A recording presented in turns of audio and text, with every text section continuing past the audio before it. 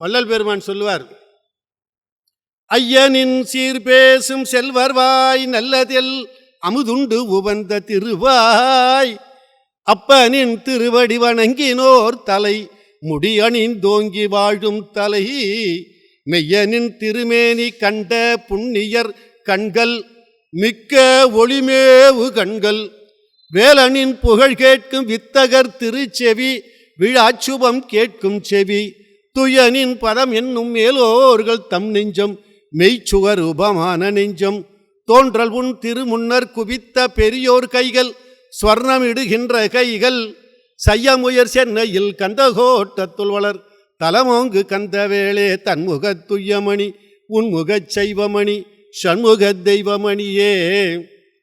யார் முருகப்பெருமானை பார்க்கிறாங்களோ அது மிக்க ஒளிமேவு கண்கள் என்று வள்ளல் பெருமான் கந்தகோட்டத்திலே முருகப்பெருமானை போற்றி புகழ்ந்து பாடுவார்.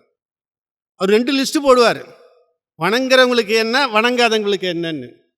எந்த நின்னை புகழ்தனை கேளாத வீணர் செவி கைத்து இழவு கேட்கும் செவின்னுவார். ஒரு ஃபுல்லாக நெகட்டிவாக சொல்லிட்டு வருவார்.